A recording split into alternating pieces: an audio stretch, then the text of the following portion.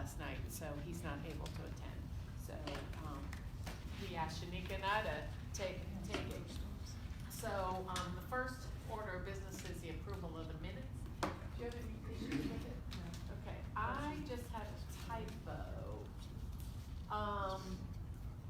Eyewitness, should be eyewitnesses.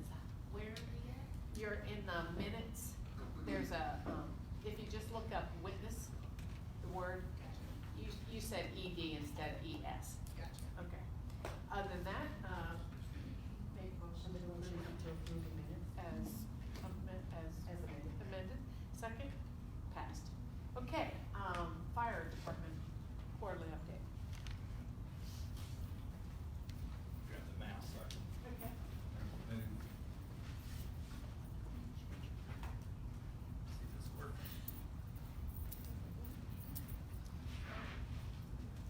Ready?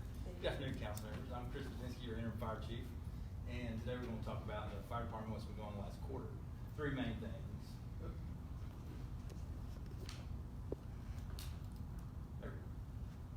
Hurricane Florence response and what that looked like for us in the city. Our apparatus update and turnout gear update. So as you recall, in mid-September, Hurricane Florence hit North Carolina, had a devastating impact on the East Coast. Early on, it was forecast that we were going to be part of that devastation on the west end of North Carolina.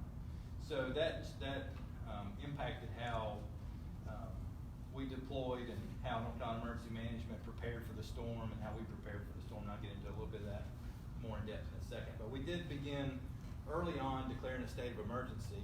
The federal government, state government, county, and the city declared a state of emergency pretty early on to prepare for that impact that was going to possibly happen to the whole state and our region. So as a city, we activated at the level 3 EOC, which is our lowest level, which is monitoring. And what that does for us is it allows us to begin collecting situational awareness reports from across all the departments within the city. And that gives us a really good real-time picture of where we're at, what staffing levels look like, what impacts we are getting as a city in every department so that we can begin to prepare and mitigate for those scenarios that are occurring across the city. Chief, Luckily, yes. Can you explain, state of emergency you did, but EOC, what does that mean? I'm sorry, Emergency Okay, Operations Center. So the city has an Emergency Operations Center along with the county, state, federal government. Ours consists of 3 different levels. So it's a location, but it's also a way to respond. So the level 3 includes just the monitoring phase, like I mentioned, and then level 2 and 1. Level 2 is if we have an impact that has caused devastation in our city, we may activate numerous department directors and their designees to begin managing those specific pieces of the emergency. That's how we command and control the response, and also request resources into the city. And then the level 1 response would be massive devastation across the entire city, which impacts all departments. So then all city department directors and their designees would be in one central location, receiving all those incident reports, resource requests, and then we forward those up to the county EOC, and they prioritize those as well, and then they forward them to the state, which then goes to the federal. So then it just helps to bring a coordinated response from all the way from the federal government down to local level. So that's what those are, and that's what the EOC does for us. Like I said, 3 different levels, and we were at level 3. We had some impact across the city, but very minimal. We had winds and some significant rains, but no significant flooding or anything of that nature during the storm locally. So let me go to the next slide. Get ahead of myself. So due to the storm forecast, which included all of North Carolina, North Carolina Emergency Management began to pre-deploy resources early. So that included FEMA teams that came in for swiftwater and urban search and rescue, which has swiftwater components to it, and also for if there are building collapses, large area searches that they have to do. These are huge teams that are able to come in from other states to help with that response. So that's one level. The state also activated many swiftwater and teams across North Carolina. So that included Asheville's team. locally, they asked us to stand up and be here for us to respond to Asheville. In Buncombe County, also stood up the Buncombe County Task Force, which is the Swiftwater team, and they were asked to stand up and be prepared to respond to Buncombe County. Henderson County stood up their team, and along with other areas in the region. So we began to get these requests for resources. I mentioned Swiftwater, but also our communications team they responded down the Kinston area and were able to make sure that the radio communications in that area were resilient to the storm. So they helped to manage any issues that they had there. Along with our mass evacuation vehicle, which is essentially a large bus that is equipped to transport patients who are bedridden. So it's like a huge ambulance in essence. That's a coordinated team with us in Buncombe County. That team responded down right before the storm hit and evacuated dozens of folks out of harm's area from hospitals and nursing homes into higher ground, so to speak, and further west in North Carolina. I mentioned our Swiftwater Rescue Team. First they deployed here, and then they redeployed to East North Carolina and assisted with the flood effort down there, making rescues and checking towns which were underwater in essence. We also responded 3 members of North Carolina Hilo Aquatic Rescue Team. They went into Raleigh and made numerous rescues in the affected region. And then after the Hilo, what does that mean? Helicopter. That's what I thought. Yes, sorry. We have some acronyms. Sorry, yeah, we do have Okay. some acronyms.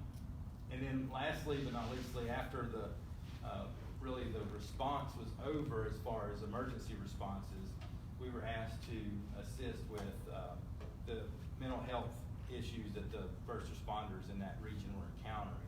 So we were sent 2 members of the WNC Peer Sport Team who are members of our fire department, along with there was others from Buncombe County that responded down to Columbus County, and they worked in numerous counties down there and helped to evaluate and assess the first responders' mental health status and make sure that appropriate resources were provided for them to get through the issues that they encountered because of the response that they were part of.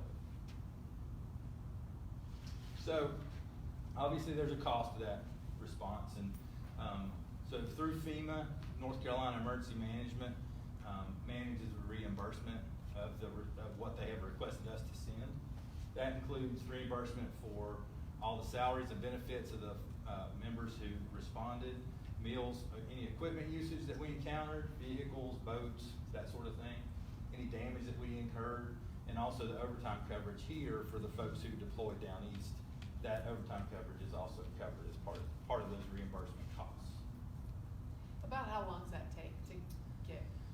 It's a significant process. We've been in it since we got 2 weeks after the storm. We started having meetings with North Carolina Emergency Management. It can take a year or 2 to get those funds back. So it does take time to make that happen. So any questions about our response to Florence?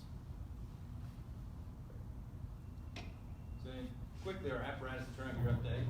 So out of last budget cycle, we purchased 3 new fire engines. The last one of those went into service, I believe in August.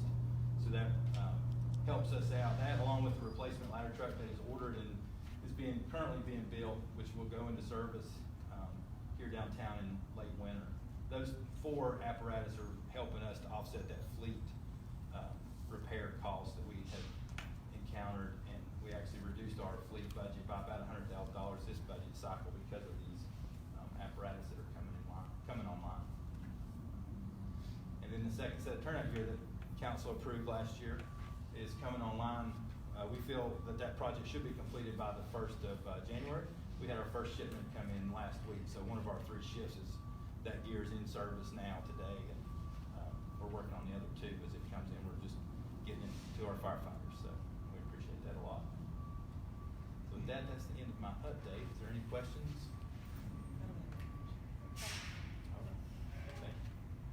So we'll move into new business, and I suspect you'll hang around, right? Yes, For the ma'am. FEMA grants? So, as you may recall last year, I don't think we came in front of Public Safety Committee last last year. We did definitely go in front of the Finance and Human Resources Committee last year, but FEMA offers 3 separate grants that are available to firefighters or fire departments. The first one is the Assistance Firefighter Grant. It's an equipment grant, and it is typically it's used for things such as turnout gear, self-contained breathing apparatus, hoses, nozzles, apparatus. Last year we asked for turnout gear and the systems used to wash turnout gear. We did not get the turnout gear, but we did get the systems used to wash the turnout gear. So we were lucky enough to get that. We're in the procurement process of that now. And then, so that's typically a 10% match. These rules change each time the federal government rolls them out. And we don't know when they open. We do know they close in about 4 weeks, but we typically don't know when they are going to open up. So it's kind of a quick turnaround. That's why we're coming to you with all 3 for requests, because the one that's open now, the AFG one I just spoke to, closes on the 26th. So we need to get permission to apply, which is part of the requirements for the grant. So kind of backing up, that's why we're here with all 3 of them. The second one is the SAFER grant, which is a staffing grant. And it has a different reimbursement process. It's typically now it's a 3-year program. So the first year they pay for the salaries and fringe benefits for 75% of the firefighter's salary. The second year it's the same thing, another 75%. And the third year the federal government pays 35% of the firefighter fringe benefits and salaries. And then the 4th year it's a 3-year grant, so it ends on the 4th year. So that's the SAFER grant. And then the 4th grant is the fire prevention equipment grant. It's typically used for things such as smoke detectors or smoke alarms, fire safety houses, things that we use to teach fire and life safety education. And it's a 5% match. So that's the 3 separate grants we're asking permission to apply for and accept. Okay. Okay, so we would recommend that we move this forward to the city council agenda tomorrow. This is a generic to all the city staff. Why doesn't every department do this? I mean, like police, I mean, there's kind of typical grants that come around every year, I think. I mean, based on being on council, it seems like, why don't we do this sort of thing? Just kind of laying it up and saying, we anticipate that these grants are gonna be coming up, and just lay it out so that, you're not worried about the timing of getting in front. I mean, if it's a routine, if it's kind of a routine grant. I mean, I just know, like, with the police department, it seems like we get, it's kind of, there's 6 or 7 grants that it seems like we apply for every year. Why wouldn't we just at the beginning of every budget cycle sort of say, we anticipate that? Wouldn't it be, is it okay with council to just go ahead and apply for these? Just, again, so you're just not bumping up against timetables and having to remember. Yeah, sure. What we can do is we can get an inventory of all the departments of the annual grants. And then it just seems like it might be easier for you, staff to deal with. Just a suggestion. Okay. He's gonna go to finance next, right? Yeah, tomorrow we're gonna go to finance. Tomorrow. Yeah, right. Oh, right, it goes to, I think all 3 of them go to finance, and then, you're right, Not that, that we don't count. Well, our recommendation would be to take it to council, and that will be finance's recommendation too, I would imagine. Thanks. well, on that though, it would be probably easier if we did just a list form for this committee and then did the regular finance thing. Because the reason it's done the way it's been done is because it's been required to be done by the finance committee. But Right. if you would rather us, I think we suggested this, Scott, when we were in the meeting, when we talked about bringing this to public safety, was it would be easier for us to give you a list and then be done with it and not have to come every time Right. to 2 meetings. Right, and then you have to then go to the finance committee. Right. But I mean, I think even to entertain the same conversation with the finance committee. It's For the that same, one meeting would be great. right, and then, we look at it, because usually I think staff has assessed, like, well, can we absorb that budget? I mean, it's not, yeah. Okay, well, so just a suggestion. I think it's a good one. Well, good, we'll happily do it. We have two grants that we wanna talk about. The Bulletproof Vest Partnership is an annual grant. Yeah. We've been getting for quite some time, it's a matching grant. It is. For us to buy body armor for our officers, obviously, the amount, is $32,000, so. Do you have any questions about that, other than what's in the staff report, I can answer that. Okay, and the, How long is it, go ahead. like, how long does an officer have, you know, does it have a life? 5 years, it has a 5-year life. Okay, And every 5 years, they have to be replaced, okay, so, like bicycle helmet. like a bicycle helmet. Yeah, they used to be 10 years way back when, they were about 20 pounds heavier and a lot thicker, but now they're in a 5-year replacement. All right, so we would recommend that since that this gets moved on to city council. Yeah, we're buying the body armor, we might as well use someone else. Use someone else. And for the HIDE grant, this is just simply a modification of the grant you already approved.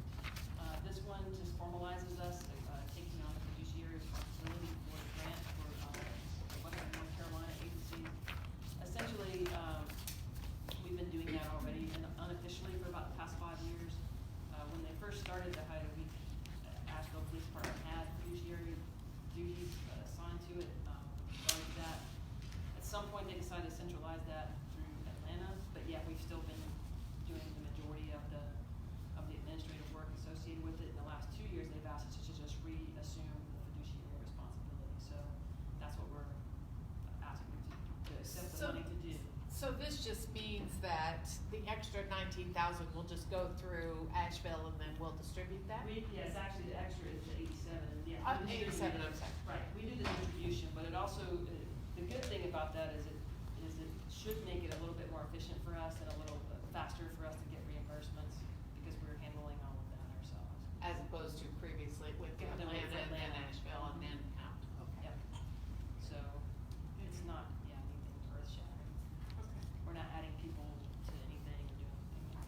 All right? Example, okay, so we would recommend that we move this forward to city council. Thank you. Thank you. Okay, now comes our public